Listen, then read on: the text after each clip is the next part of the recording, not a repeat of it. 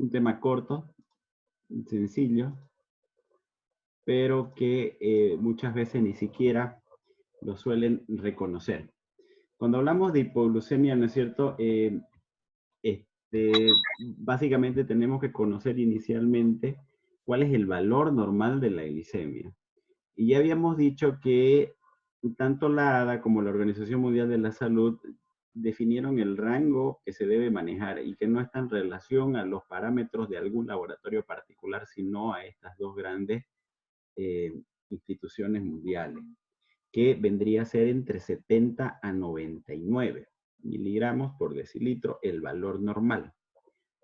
Si yo les pongo en el examen el valor normal de la glicemia es de 70 a 99 y no dice miligramos por decilitro, ¿no es cierto? Pues entonces significa de que la respuesta está mal, ¿ya? Porque puede ser cualquier otra equivalencia. Tiene que decir siempre miligramos por decilitro. En ese sentido, pues entonces diremos que hipoglucemia es cuando en una glicemia plasmática obtenemos una glicemia como tal menor a 70 miligramos por decilitro. Entonces significa que a partir de 69 hacia abajo ya estamos hablando de hipoglucemia. Cuando es de sangre entera en alguna literatura, lo menciona cuando es menor a 60. Ahora, respecto a la sintomatología, depende del umbral a la glicemia que tenga cada persona. Eso es muy relativo. Hay algunas personas que con 70, 75 ya están con mareo, diaforesis, poquito de cefalea, etc. Y hay otras personas que con 50 de glicemia, pero están totalmente activas. Entonces depende el umbral de glicemia que uno pueda tener para tolerar estas caídas que pueden ser o no importantes. Pero aunque tenga o no síntomas y está menos de este rango, yo ya tengo que catalogarlo como una hipoglucemia asintomática o sintomática como tal. Y para eso, muchas personas, sobre todo el diabético, es que es bastante especial, viene y dice el día lunes, doctor, he estado con dolor de cabeza, he estado con visión borrosa, he estado con sudoración fría, tengo un poco de palpitación, me siento frío. Y, y dígame una cosa, ¿ha estado tomando su medicación para la diabetes, su hipoglucemiante? No, no he estado tomando, pero yo creo que se me ha bajado el azúcar. Le tomamos la glicemia y su glicemia está por 400, ¿no? Entonces, hay que hacer bien una correlación entre si es un paciente que no es diabético y si es un paciente que es diabético, qué tipo de medicación toma y si es responsable o no con la medicación. Algunos se pasan de demasiado responsable y llegan hasta este extremo de la hipoglucemia, que si bien algunos síntomas de hiperglicemia pueden estar relacionados con los mismos síntomas de hipoglucemia, para eso nosotros tenemos que tomar en cuenta esta triada, que es la famosa triada de Whipple. Y dicen que la asociación de síntomas de hipoglucemia, sean estos autonómicos o adrenérgicos más neuroglucopénicos, demostrado con una glicemia menor a 70 y que recupera los síntomas con la administración de hidratos de carbono o una solución de hipertrosa que recupera los síntomas como solución de hipertrosa, pues estamos frente a una triada de Whipple. La triada de Whipple lo que me demuestra es que es una hipoglucemia sintomática. ¿Ya? Entonces, es importante siempre hacer esto. Si el paciente está bien sintomático, pues bueno, y no tienes la opción, digamos, para poder hacerle una medición de la glicemia y ese paciente ha estado tomando regularmente su hipoglucemiante, pues ve si con la administración de hidratos de carbono recupera su nivel de conciencia o recupera aquellos síntomas que estaba presentando. Es importantísimo conocer esta triada. Pregunta de exámenes a nivel mundial. Ahora, hay umbrales de respuesta para que se activen mis mecanismos de defensa o mis también llamados mecanismos contrarreguladores y por otra parte, dependiendo los descensos que vayamos teniendo de glicemia, vamos a ir teniendo desde una hipoglucemia que es asintomática, luego sintomática, luego autonómica, luego adrenérgica autonómica y posteriormente neuroglucopénica. Primero tenemos que saber que cuando disminuye nuestra glicemia menos de 70, se activan las hormonas contrarreguladoras, que ustedes bien saben que son 4. La adrenalina, el glucagón, la hormona del crecimiento y el cortisol. De estas, la principal es la adrenalina. No se vayan a olvidar. ¿Listo? Y todo esto ocurre, ¿por qué? Porque hay una falla en la producción de insulina por X motivo. ¿Ya? Entonces, significa de que está disminuida tu insulina o en el extremo, ¿ya? En el extremo hay un tumor en el páncreas que produce demasiada insulina que hace que más bien disminuya demasiado tu glicemia. Entonces, cuando estas hormonas contrarreguladoras comienzan a fallar, principalmente la adrenalina, comienzo yo a tener síntomas. En primera instancia autonómicos, luego neuroglucopénicos. Cuando comienzo a tener síntomas adrenérgicos, ya aparecen los neuroglucopénicos con deterioro cognitivo, hasta tener una neuroglucopenia severa que me puede llevar, cuando ya estoy con glicemias menos de 25, 20, a las convulsiones y al coma. Entonces es muy importante también eso. Aquel paciente que está totalmente dormido es porque su glicemia la tiene menos de 30. Y aquel paciente que convulsiona frente a una hipoglucemia es porque está menos de 20. Y ustedes saben que todo lo que está más bajo es más peligroso que lo que está más alto. Las hipoglucemias, las hipotermias, las hipocalemias, las leucopenias inclusive como tal, las hipotensiones arteriales, etc. En este caso, las hipoglucemias son más severas e incluso mortales en relación a la hiperglicemia. Nadie se muere de hiperglicemia, pero sí se puede morir de hipoglucemia. Y aquí también una pequeña historia. Estábamos pasando visita yo de residente y en la plena visita médica había una paciente que estaba dormida, diabética la paciente, y terminamos de pasar el resto de los pacientes y el interno dice, la paciente aún está dormida, doctor, no le hemos hecho la evolución temprano para no despertarla. Y bueno, y la paciente es diabética. ¿Y cuánto está su glicemia de hoy día? A ver, no le hemos tomado. A ver, vamos a tomarla en este momento. Le toman la glicemia y le salía low. ¿Ok? Le salía low. Traen y hacen una glicemia, hacen una glicemia venosa que llega el resultado a la media hora y su glicemia estaba 20.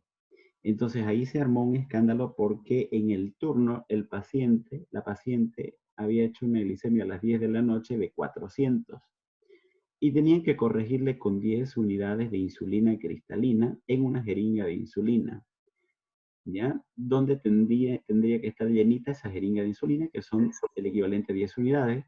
Sin embargo, la auxiliar de enfermería del turno de la noche le había pasado en una jeringa de 10 ml. Se le había pasado el equivalente a 100 unidades. Wow, grosso modo. Y toda la noche obviamente se durmió, pero se durmió por la hipoglucemia severa. Y el daño neurológico está en relación al tiempo en el que ese paciente se mantiene en hipoglucemia. A mayor tiempo de hipoglucemia severa, mayor riesgo de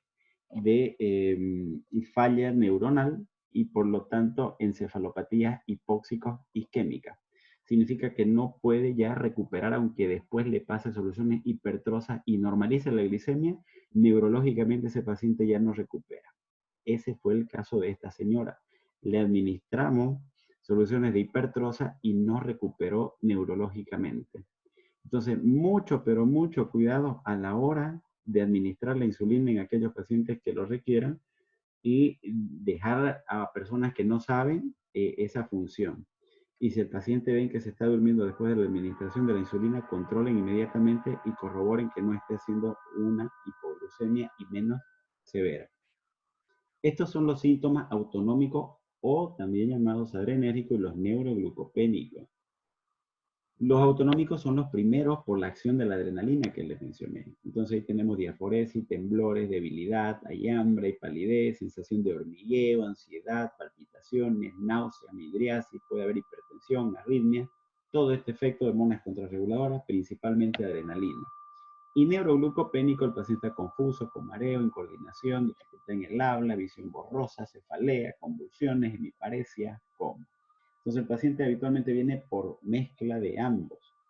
¿Ya? Entonces, lo que primero aparece, no se olviden, síntomas adrenérgicos. Luego aparecen neuroglucopénicos.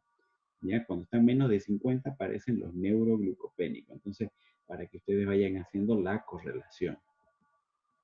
Entonces, tenemos dos grandes variantes. Aquellos pacientes que hacen hipoglucemias en ayunas y aquellos que hacen hipoglucemias postprandiales también. En ayunas pueden ser, evidentemente, por medicamentos el más común, la insulina o la sulfoniluria, o el alcohol, los yecas, etc. Afecciones severas, la insuficiencia hepática, insuficiencia respiratoria, cardíaca, sepsis, todas estas enfermedades tienen mayor demanda metabólica y por lo tanto consumen más carbohidratos del organismo y por lo tanto mayor riesgo de que hagan hipoglucemia. O deficiencias hormonales contrarreguladoras, ya la saben cuál, o tumores como los insulinomas. Hemos tenido en el año 2020 dos casos de insulinoma operados, resueltos y con reversión de la hipoglucemia a la media hora de haber retirado el insulinoma y publicado el caso como tal. Un caso excepcional, muy bueno, y en algún momento se los voy a compartir. Causas genéticas, hiperinsulinismo congénitos o autoinmunes, en el cual hay anticuerpos contra los receptores de la insulina. Y las causas postprandiales pueden ser alimentarias, deficiencias enzimáticas, que significa que comes pero no metaboliza rápido de forma inmediata tu organismo respecto a la producción de insulina y cuando responde lo hace de una forma muy acelerada que baja de forma brusca la glicemia. Entonces vamos a hablar de la hipoglucemia en el paciente diabético, ya que es la más común habitualmente. Esta suele ser iatrogénica y es la principal limitante en alcanzar el control metabólico adecuado. Corresponde al entre el 2 al 4% de las muertes en diabéticos tipo 1, que son atribuidas habitualmente a la hipoglucemia, y a menor valor de hemoglobina glicosilada 1C, mayor riesgo de hipoglucemia. 90% de los pacientes que reciben insulina experimentan hipoglucemia. Y las secuelas neurológicas con hipoglucemia menor a 20 por más de 2 a 3 horas se hace irreversible. Ahora, un detalle acá. Aquel paciente que experimenta hipoglucemia gracias a ti no va a querer volver o a tu consultorio o volver a tomar la medicación una vez más. Es la sensación más desgastante, la sensación más asfixiante, es la sensación de muerte inminente que ellos van teniendo minuto a minuto. Grábense eso. Es la sensación inminente de muerte que van teniendo ellos, que se les va apagando el foquito, que se van deteriorando neurológicamente y no están recibiendo la ayuda. Entonces, ¿quién fue el causante de eso? Pues que el doctorcito Pérez te medicó la glibenclamida o te dio la insulina. Van a venir y se lo van a tirar a su cara el medicamento. ¿Ya? Entonces, mucho cuidado con la administración, principalmente de insulina y de sulfoniluria, que son los principales medicamentos causantes de hipoglucemia. Hay un estudio que es el UKPDS en el cual hace una relación entre el control intensivo de la glicemia, en el cual se asoció con una tasa incrementada de hipoglucemia, con un valor P bastante significativo. Y se ha visto que en relación a la insulina, al menos un episodio de hipoglucemia han tenido en el 76% de los casos, con hipoglucemia severa, el 11%, con sulfoniluria, al menos un episodio hipoglucémico en el 45% de los casos, e hipoglucemia severa en el 3% de los casos. La metformina incrementó levemente la incidencia de hipoglucemia, a pesar de que la metformina tiene un efecto, ya lo habíamos dicho antes, normoglucemiante. Rarísima es la vez en la que la metformina logra descender más allá del valor del límite inferior la glicemia. ¿Ya? Pero miren ustedes el porcentaje de los pacientes que con insulina han experimentado hipoglucemia. Entonces, ¿cuáles son aquellos factores de riesgo para tener hipoglucemia? Uno, saltar las comidas. El paciente diabético tiene que consumir alimento entre 5 a 6 veces al día en cantidad y calidad de porciones adecuadas. Cuando como poquitas poquita cantidad de comida, si me la paso comiendo verdura y encima me inyectan insulina y de paso tomo un vasito de agua, no tomo un, un refresco, pero que sea recomendado en pacientes diabéticos, que sea un refresco de canela, de linaza, etcétera. Entonces, bueno, no tengo una relación entre la cantidad y la calidad de la porción del alimento. No se olviden que el paciente que va a recibir insulina, ¿ya? Tiene que estar asegurado su alimento después de su administración de la insulina. Aquel paciente que desarrolla un ejercicio físico, bueno, tendrá que ser idealmente aeróbico y no de grande escala, ni de alta demanda, ni de alto esfuerzo, ya que va a hacer que haya una mejora en la sensibilidad periférica en la acción de la insulina y puede actuar de una forma más acelerada la insulina que se le esté colocando y por lo tanto puede tener más riesgo de hipoglucemia. O un aumento en la dosis de los antidiabéticos o el mismo alcohol, la ingesta de estos hipoglucemiantes, IECA, SAIME, o aumento en la sensibilidad de la insulina, como les acabo de mencionar, cuando uno hace excesiva cantidad de ejercicio físico. Por sensibilidad a la insulina también está aumentada cuando hay disminución del peso, insulinoterapia intensificada, etc. O las hipoglucemias severas previas o insuficiencias renales o hepáticas. No se olviden, cuando hay insuficiencia renal, ya la dosis de la insulina que se va a administrar no es la misma, tiene que ser la mitad de la dosis porque esa insulina va a recircular porque no se elimina por la misma falla hepática. La contrarregulación en diabético tipo 1, ya habíamos dicho, es dada principalmente por la adrenalina. Es la defensa más importante contra la hipoglucemia en el diabético tipo 1 de más de 5 años. La respuesta de las células alfa está abolida, o sea, del glucagón. Y este dato que es importante, a mayor número de hipoglucemias, mayor falla contrarregulatoria. O sea, como que tu organismo ya no reconoce que estás en hipoglucemia y por lo tanto no se libera esta hormona de contrarregulación. Y también que hay una menor respuesta tisular a la adrenalina, menor sensibilidad beta-adrenérgica. Como que ya se agota, se cansa de ver la misma situación y ya lo considera como que fuera normal, como que si estuvieras en una fase de adaptación. Es por eso de que hay que evitar en lo posible que los pacientes entren en hipoglucemia. En el diabético tipo 2 avanzado, el tratamiento con insulina responden de igual manera que el diabético tipo 1. En el resto de los pacientes, la secreción de glucagón estaría conservada. Significa que la principal respuesta contrarreguladora, que es la con la adrenalina, suele estar ya alterada. Hay otro tipo de hipoglucemia que es la no percibida o inadvertida, que son aquellos neuroglucopénicos sin síntomas autonómicos. Un poco de mareo, cefalea, visión borrosa y más nada, hasta ahí llega. Un tercio entonces de las hipoglucemias no son percibidas por los pacientes diabéticos como tal y como estos síntomas pueden ser confundidos con otro tipo de enfermedades o relacionadas a la edad, pues no le toman mucha importancia. Y esto se da cuando ya tuviste hipoglucemia severa, ejercicio intenso, el sueño, el alcohol o glicemias cercanas a la normalidad. Para eso siempre hay que educar al paciente, hay que impedir hipoglucemia por al menos 3 semanas, automonitoreo frecuente. ¿Qué hay en relación a la hipoglucemia y el ejercicio? Puede ocurrir hipoglucemia en el paciente diabético que hace ejercicio entre 1 y 17 horas después de haber realizado la actividad. Vuelvo a mencionar, por el aumento en la sensibilidad periférica de la insulina que comienza a aparecer a las 2 horas después de haber hecho la actividad física. Y puede ser que solamente hayas hecho 1 hora, pero después de las 2 horas, si no te alimentas bien después de haber hecho la actividad física, pues puedes entrar en hipoglucemia tranquilamente. Para ello es importante reducir la dosis de la insulina siguiente, de las siguientes 24 horas, a la realización del ejercicio. O suplementar con hidratos de carbono de 10 a 20 gramos cada 30 a 60 minutos que va realizándose el ejercicio. Ahora, ¿qué pasa con aquellos pacientes que hacen una hipoglucemia, pero que esta no es severa? No es severa significa que no está menos de 25. ¿Listo? Menos de 25, algunos menos de 30 lo consideran. Aquellas que están leve entre 70, o leve a moderada entre 70 y 30, bueno, entonces esos pacientes y todavía se encuentran ellos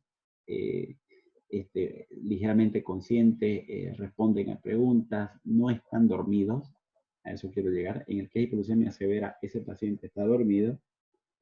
Con ello, el tratamiento se puede hacer a través de la ingesta de 15 gramos de hidratos de carbono. Esto me va a aumentar la glicemia a 50 miligramos en 15 minutos. Entonces tengo que rastrear a los 15 minutos. Si es menos de 70 nuevamente, a través de 15 gramos. Si es más de 70, bueno, comienzo a dar colaciones con proteínas y almidón, ¿ya? Y mando al servicio de nutrición para que le dé un plan de alimentación con su colación respectiva. ¿Cómo es que yo puedo encontrar, dónde puedo encontrar esos 15 gramos de hidrato de carbono? Mezclando 2 cucharaditas de azúcar, ¿ya? O de miel en un vaso de agua, o medio o un vaso de gaseosa común, o 5 o 6 caramelos, o glucosa en gel o tableta, o un vaso de leche, o una copa de Hades, etc. En cualquiera de estas alternativas yo encuentro 15 gramos de hidrato de carbono. O proteína más hidratos de carbono en la misma proporción de 15 gramos, galletas con queso, pan con queso, medio sándwich, un yogur descremado con cereales o fruta, o puedo hacer combinaciones de ambas. Obviamente ahí me pasaría de los 15, 20, 25 gramos que estaría administrando. Esto puedo hacerlo en aquel paciente que no está en coma, para que así se entienda, que puede todavía tolerar la vía oral, ¿ya? En ello sí, pero en aquel paciente que está con una hipoglucemia sintomática severa, en coma, está bien dormidito, la primera alternativa es el glucagón, 1 miligramo en adultos, intramuscular o subcutánea, ¿ya? O la otra opción, que es la que habitualmente más utilizamos, son las soluciones de hipertrosa, que vienen al 33% y al 50%.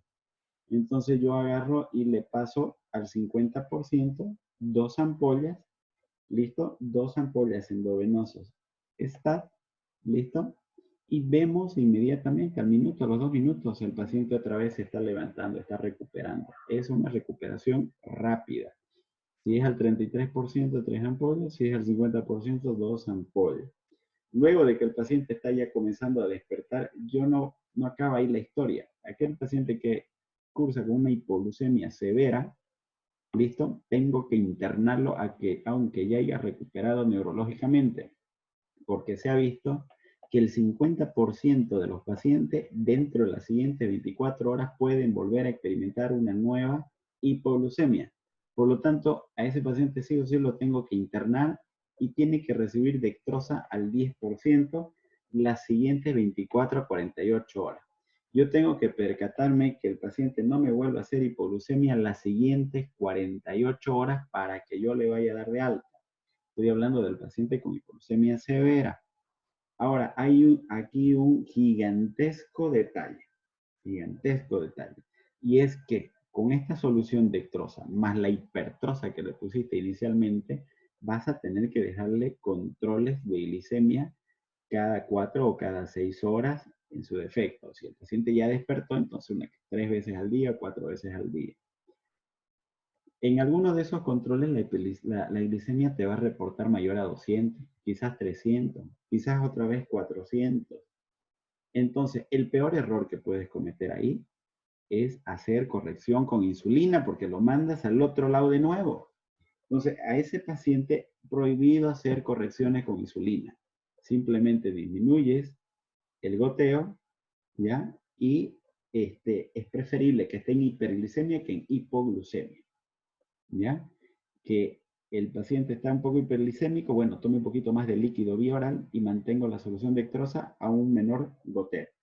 De esa manera, sus siguientes controles van a fluctuar alrededor de 200. Mi objetivo no es que fluctúe entre 70 y 99. Mi objetivo es que esté menos de 200. ¿Ya? Entonces, grábense eso, por favor, es importante. Y si volviese a hacer hipoglucemia a pesar de esta solución dextrosa, vuelvo a hacer correcciones con las mismas soluciones hipertrosas en bolo al 50%. ¿Ya? Entonces, espero que se haya comprendido esta parte, porque es un error muy, pero muy común de los médicos generales, agarrar y hacerle corrección con insulina a aquel paciente que ha sido internado por hipoglucemia. Error garrafal. Rapidito baja nuevamente la glicemia y el paciente comienza a deteriorarse más. ¿Qué criterios de internación entonces tienen? Si hay una recuperación parcial luego del tratamiento, convulsiones, coma, sin acompañante, secundarios a insulina, sulfoniluria, y cuando es una hipoglucemia severa, ¿ya?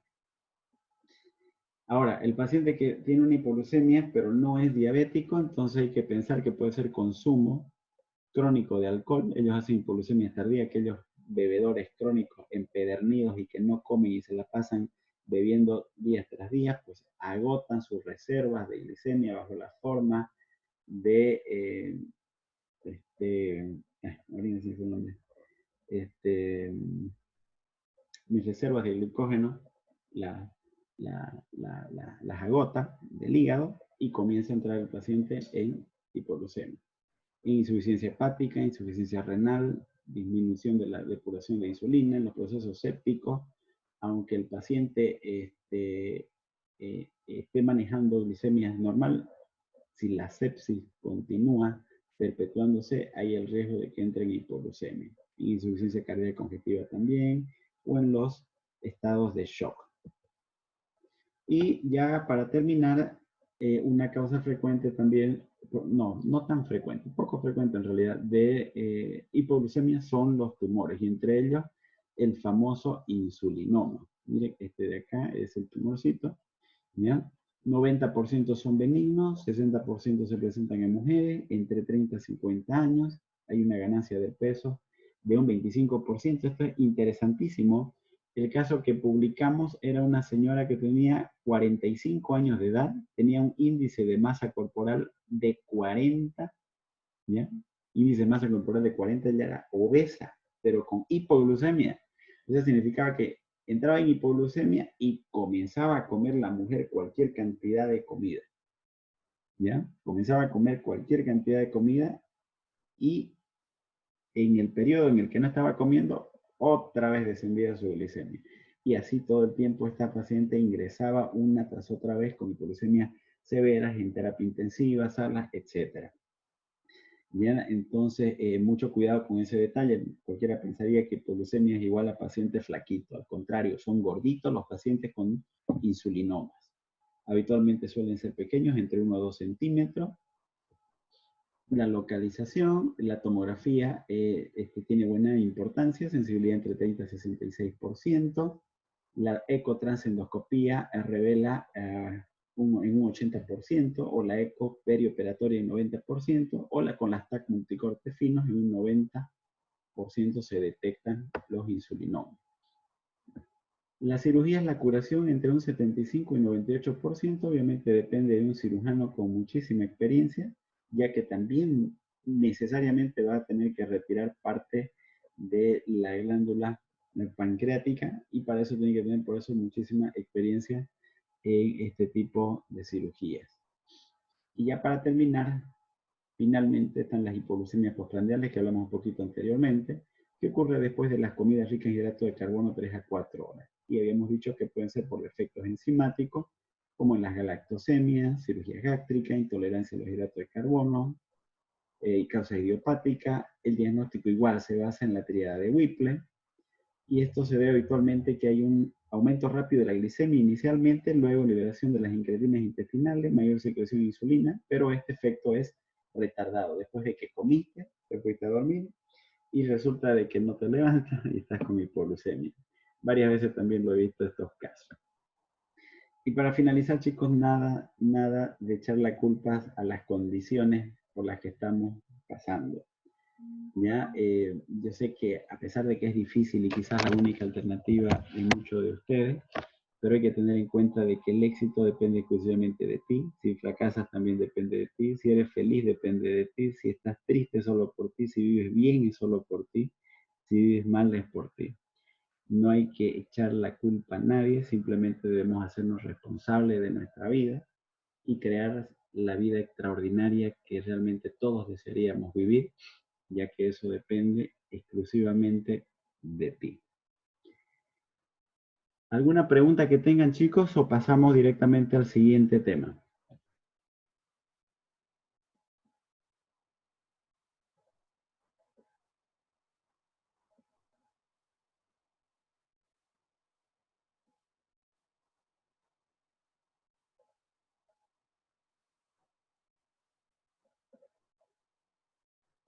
Ok, bien. Entonces, vamos a entrar entonces al siguiente, la siguiente presentación. Para eso vamos a cerrar esta reunión. ¿Listo?